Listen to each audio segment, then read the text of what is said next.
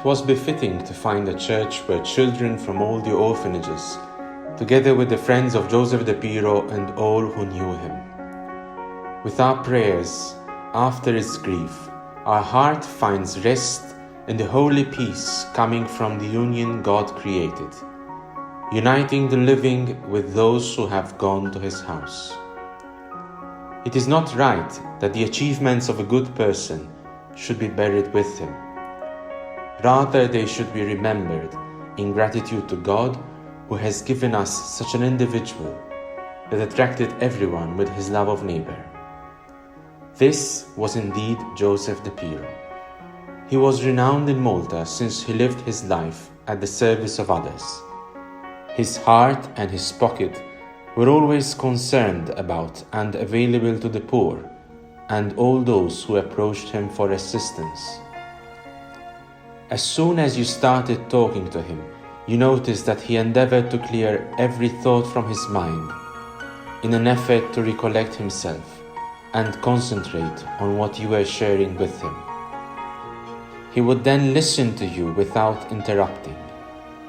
If you asked for something he could help you out with, he would smile like a little boy. If you spoke to him about some trouble in the world, he would let out a deep sigh.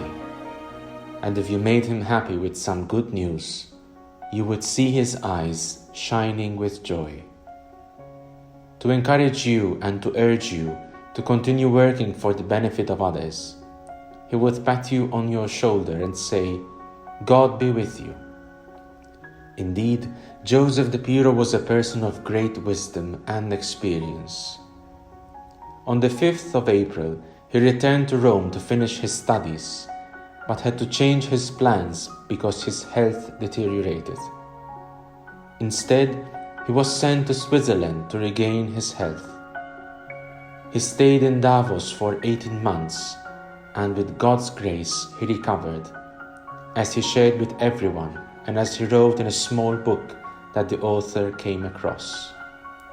Joseph de Piro wrote, "During my time in Switzerland amidst the ice-capped Alps, away from my own country, I nourished in my mind the wish to return to Malta and reside at St. Joseph's Orphanage.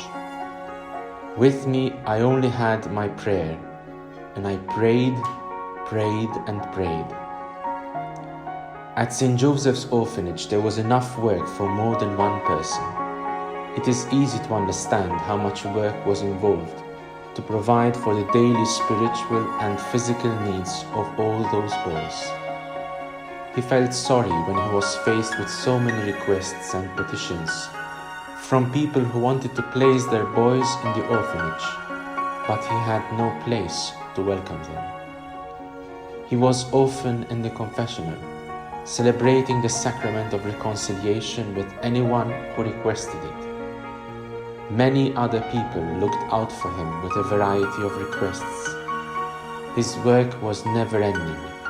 He welcomed everyone.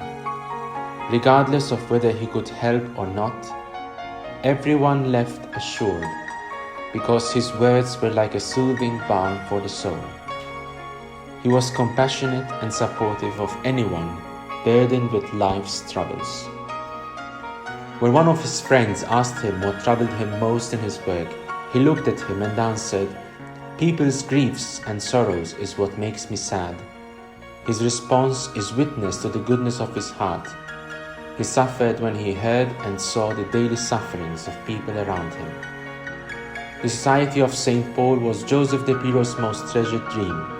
He is the founder of the society. He wanted to educate good young men and prepare them to send them to overseas missions. He had this idea in his mind before he became a priest. He often said, "Let us not forget our sisters and brothers overseas."